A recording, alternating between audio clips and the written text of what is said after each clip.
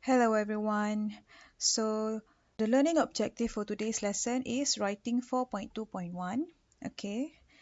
You should be able to punctuate written work on a range of text types with reasonable accuracy by first forming 5 indirect questions based on the given direct questions. 2. Write a semi-formal letter with appropriate use of language. So are you ready? Let's go into our lesson.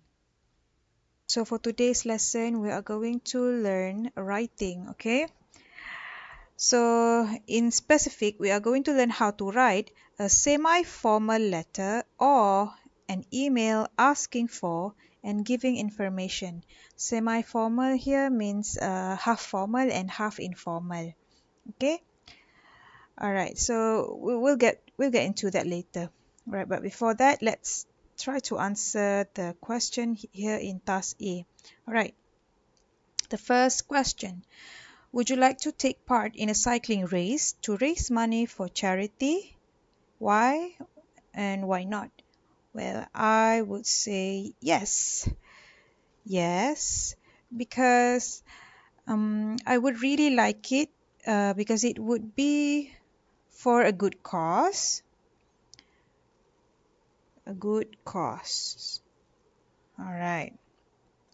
And also, it can be beneficial for a lot of people. Okay, the second question. What kind of information would you want to have about the race before you made your decision? Okay, I would like to know more details on the location of the race and then time,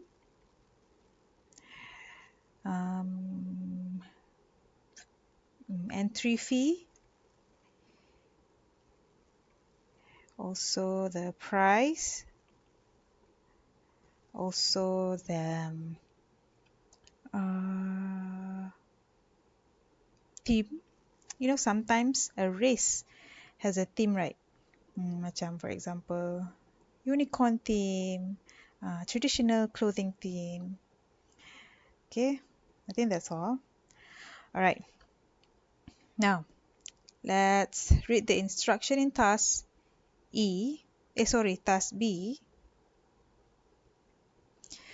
Read the announcement about the Putrajaya Century Bike Ride and the letter a student wrote in response. Then answer the question. Okay, so this is the announcement about the Century Bike Ride in Putrajaya, and this is a letter from a student, okay, a response letter from a student. Okay, let's read the announcement first. Let's all help the Heart Foundation of Malaysia. Okay, this run is for the Heart Foundation of Malaysia. Putrajaya Century Bike Ride on Sunday, 16th June. The Putrajaya Cycling Club is participating in the Putrajaya Century Bike Ride to help the HFM, okay, HFM is the Heart Foundation of Malaysia, to help the HFM raise money to fight against heart disease. Anyone who wishes to join the fund should contact the club secretary, Sarah Samad, by 5th March. Send name, age, and say whether you have participated in other cycling events. So these are the contact information. Sarah Samad, Putrajaya Cycling Club, Block 34C, Precinct 3, Wilayah Persekutuan, Putrajaya. Okay. Now let's read the response letter from a student. Dear Miss Samad, I saw the announcement about the Putrajaya Century Bike Ride on my school notice board, and I'm very interested in participating in this event. My name is Aiman Magad, and I am 15 years old. I'm not a member of the cycling club, and I have never taken part in any cycling events. As I am very keen on cycling, I think this is a good opportunity to join the club and take part in the bike ride. However, I would like to have some more information about the cycling club and the bike ride. Firstly, I would like to know how much the registration fee is, it is not mentioned in the announcement. Also, when will I have to pay it by? Okay. I was also wondering if the cycling club will do any training for the bike ride. Please let me know when and where it will take place and if there is a weekly schedule. Looking forward to your reply. Yours sincerely, Aiman Magat. All right. Okay, now let's answer the question. Okay, now let's answer these 5 questions. Okay, the first one, how does Aiman address the person he is writing to? He called the person as Miss Samad.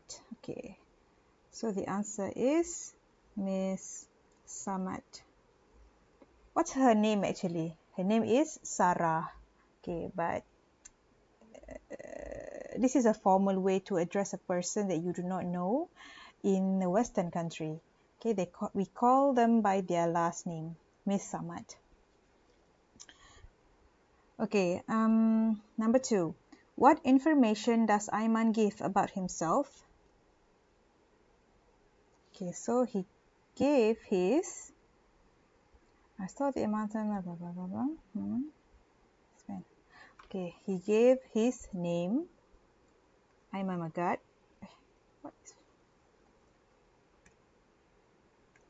He gave his name, Aiman Magat, age,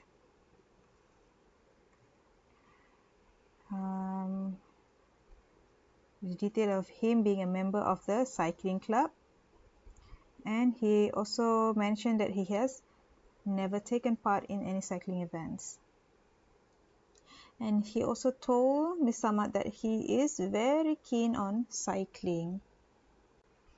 Okay, so what are the details that Aiman Magat gave Miss Samad?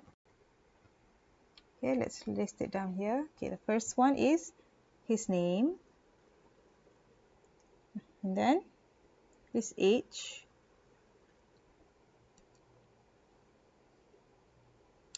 and also his cycling background, right? Cycling background, and also his, okay, what do we call this? I think this is a good opportunity to join the club and take part in the bike ride. This is what we call the intention of writing. Okay, so he also told Miss Samad about his intention of writing this letter. Alright, what about the question number 3? What information does Aiman ask for? Okay, let's go back to the letter. Okay, however, I would like to have some more information. Okay, here is where he asks for the information. Firstly, I would like to know how much the registration fee is. Let's highlight. He inquired about the registration fee and also when will I have to pay it by? Okay. I was also wondering if the cycling club will do any training for the bike ride. Okay, training. Okay. Please let me know when and where it will take place and if there is a weekly schedule.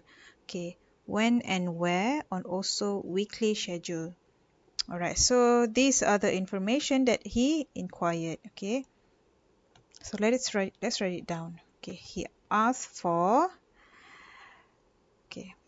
registration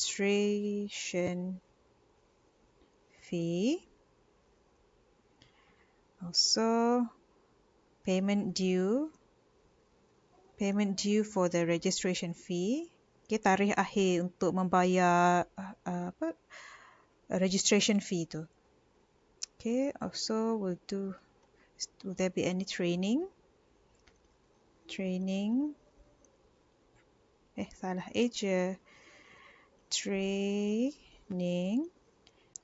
So for the training, okay, so when is the training and where? And also, what are the weekly schedule, if there's any. Okay, so these are things, or what we call the information that Aiman asked for. Okay, now let's answer question number 4. Does he use direct or indirect question? Do you still remember what is direct and indirect speech? Okay, direct speech, okay. Tak apalah, I tak nak ajar sekarang. Kalau you tak ingat, you tengok video-video yang lepas, okay. But in short, direct speech is this one. I'm going to put it in bracket, okay. This is direct speech. Maybe a different color lah. Blue color. This is a direct speech. Okay. I was also wondering if there will be any training. This is a indirect speech. Okay. Okay, so the speech here is in question form. So that is why the question asks you, okay, does he use direct or indirect question? Okay. So this is indirect question. Why? Why do I say so? Okay, the simplest way to know is whether it has this symbol or not. This, okay, speech mark, and then question mark, and also exclamation mark. Okay, so this is an easy way to know whether it is a direct speech or indirect one. So ini direct speech, ni direct speech, ni indirect speech, indirect speech. Please let me know when and where it will take place. Ini indirect, okay, indirect speech. I would like to know how much the registration fee is. Ini pun also indirect speech. Okay. So mana? Where is the direct speech? This is the direct, sorry, not direct speech, but direct question to be specific. When will I have to pay for it? By, notice the, what do we call it? The question mark here. Question mark. Okay. So what is the answer for number 4? The answer is yes. Yes. Tak nampak. Yes. Okay, now let's move on to the last question, question 5. How does Aiman sign off? Okay, this is a sign off. Okay. Yours sincerely, and then his name. So Aiman signed off by writing, okay, yours sincerely, and then followed by his name. There you go. Alright, now let's move on to task C. Read the information below, then read the direct questions 1 until 5 and form indirect questions. Indirect questions are more polite than direct questions. They are introduced by phrases such as, okay, can or could or would you tell me, blah blah blah. Can or could or would you inform me? Or can or could or would you let me know? Or do you know? Or I would like to know or ask.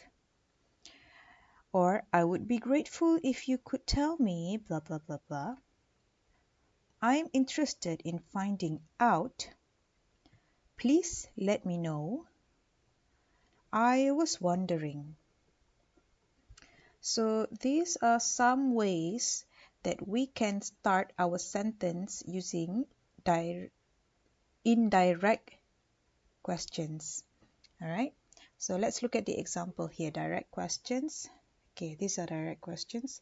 How much is the registration fee? The indirect question form is, I would like to know how much the registration fee is. And then the second one, will the team do any training before the race? And then the indirect form is, I was wondering if, or whether the team will do any training before the race. And this is the direct question, is accommodation included in the price? Do you know if or whether accommodation is included in the price? Or the next one, the last one, what do I need to bring along? Could you tell me what I need to bring along? Notice how all of the direct questions has question mark. This has question mark, this one has question mark, and this one also has question mark. Okay, but what about indirect question? Some of them also have question marks. And then what are the difference? Then what is the difference between direct question here with this indirect question, these two indirect questions? Well, the answer is they are more polite, all right? Indirect question sound more polite than direct question, and they usually look a little bit longer than the direct question. Okay, so these are some of the ways that you could introduce indirect question. Okay, memorize these phrases. Okay, let's read this one. In indirect questions, the word order is the same as in affirmative sentences and the tenses do not change. Okay, affirmative sentences here means ayat penyata, and the tenses do not change means the tenses in direct question is the same as the tenses in indirect question. All right? Okay, now let's look at how we can form indirect questions. So there are two ways that we can form indirect question. One way is when the direct question starts with question words. Yeah, when the direct question starts with question word. This is how question word looks like. How much? What? Okay. So how much and what is what we called question word. Okay, another way to form an indirect question is when the direct question does not start with question word. Okay, for example, question number 2 and question number 3. Okay, it starts with will, and the third question starts with S. These are not question word. Okay, so let's look at the structure of indirect question when the direct question started with question word. Okay, the first one. This is question word, right? How much? So you start our sentence with I would like to know. Okay, and introductory phrases. I would like to know. Okay, I would like to know.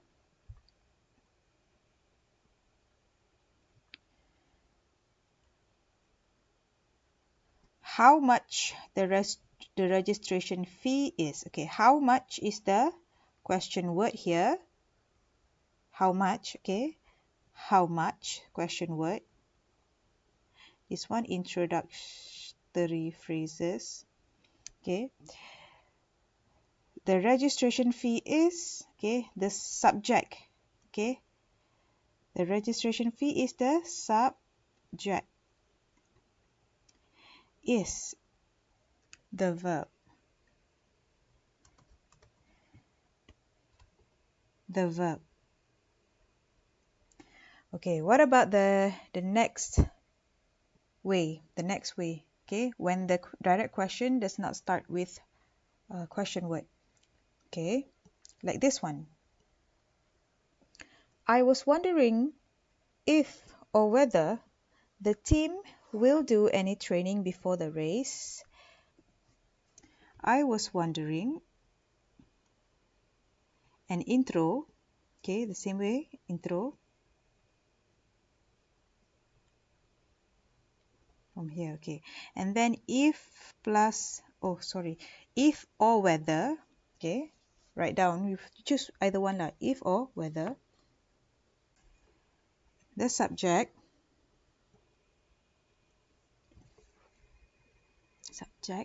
and the verb, this is the verb, any training before the race is from the direct question. So these are the two ways that we can form our indirect questions. Okay, now let's try to transform this direct question into indirect question. Okay, the direct question is how many students are participating, right? So this is the introductory phrase. Can you tell me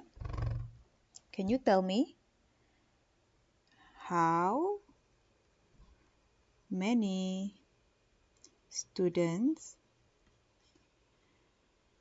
are participating? Yes. I was wondering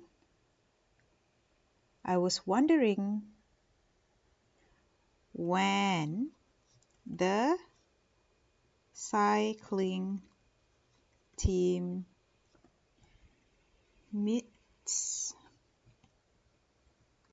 Okay, if you look at the direct question in number 1 and number 2, both of them start with a question word, and this one is also a question word. Okay, now let's do the third one. Is a certificate awarded to participants? Okay, this direct question starts with not a question word. Okay, so we need to include this, if or whether. Okay, choose either one. Let's write down first. I would like to know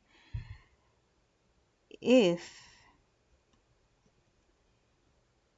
or whether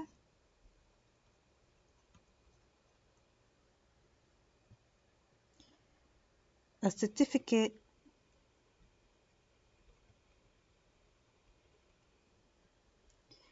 is awarded to participants.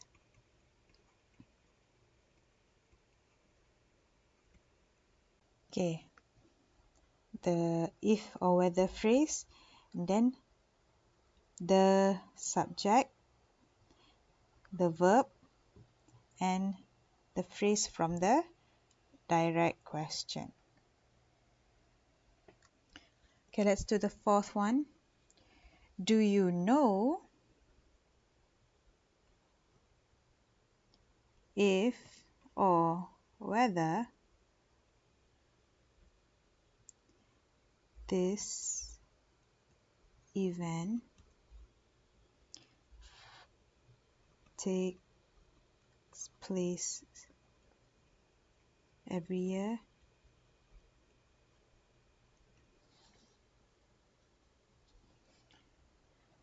Alright. Forgot to put question mark. Okay, the last one. Where is the registration office? Could you tell me where the registration office is? So, there you go. That's our answer. Okay. And then let's do the last task, okay? Let's read the instruction. You have seen the following announcement on your school notice board. You are interested in taking part, but you need more information before you decide. You want to ask about, first, the price of the caving trip. Second, if lunch is provided or not, and whether you need any special equipment. So these are the things that you would like to inquire. Price, lunch, and then special equipment. Okay. Write a letter to Mr. Trenton giving any necessary information about yourself and asking for the information you want. So basically you need to write a letter just like what siapa? Who's the name of the guy just now? Aiman. Just like what Aiman did. Okay. But first let's read the announcement. Sign up for an unforgettable experience. On Sunday, 27 March, join the Geology Club on its annual caving adventure. Caving ni macam pergi explore the cave lah. Meneroka gua. The Geology Club is organizing a one-day trip to Crystal Cave. Discover this amazing cave system and its fascinating underworld sites. Don't miss this adventure. To sign up, contact Edward Trenton, giving name. Okay, these are the things that you need to provide. Giving name, age, and saying whether you have any previous caving experience. Okay, cakap you ada experience tak before ni? You pernah tak before ni join caving trip? So this is the contact information. Edward Trenton, Geology Club, 12 Addison Road. Okay, write your letter to this address. Okay, how should you address the person you are writing to? What's the name of the guy? Edward Trenton. So you have to address him as Mr. Trenton. Okay. Now, what information do you need to give about yourself? Name, age, and experience of any caving trip before. You also need to provide or tell Mr. Trenton your intention of writing this letter, which is to inquire about the price of the caving trip and to know whether or not lunch is provided, and also to know whether you need any special equipment or not. So what information do you need to ask for? Like I said just now, whether lunch is provided or not, and then the registration fee, and also do you need you need to bring any special equipment or not. Okay, and then number 4, do you need to use direct or indirect question? Both. Okay, just like what Aiman did. And then 5, how do you sign off? If you nak senang, just follow what Aiman wrote here. Yours sincerely, and then your name. Okay, basically you already have the template. Okay, just follow the template that Aiman wrote in. Okay, ikut je lah template Aiman tu. Okay, jom baca tips ni. Okay, let's read the tips. Okay, a semi-formal letter or email is written to a person you know, but he or she is not a friend or relative of yours. Okay, you tahu you kenal Trenton, Mr. Trenton, but dia not a close friend ataupun relative. Okay. Okay. Begins with dear Mr. or Miss or Mrs. or Miss or Doctor or any surname with dear plus first name and ends with yours sincerely, all the best or best wishes or yours. Okay, these are a few of the sign-off ideas. You can use yours sincerely, all the best wishes or yours. Okay, begins with dear Mr. Trenton. Okay, ataupun kalau dia ada Dr. Trenton. Okay, or dear the first name, dear Edward. But you tak kenal dia kan, you don't know Mr. Trenton. He's a stranger, so it's best for you to address him with a surname, dear Mr. Trenton. Okay. A semi-formal letter is neutral in style, not too informal and not too formal lah. Macam ni lah. Not too formal, not too informal. Nanti you belajar macam mana nak tulis formal letter, okay? But not now lah. Ni just semi-formal letter. Right. Let's look at this. When writing a semi-formal letter or email asking for and giving information, you need to write in an appropriate style. Appropriate style ni apa? Inilah. A neutral. Okay? Neutral. Okay? not too informal and not too formal. And then you need to cover all the points and or information required in your answer. Cover all the points. Points dia macam tadi I cakap, information you need to give this information about yourself and also cover the points that you need to ask. Okay, you need to ask about the price, lunch and special equipment.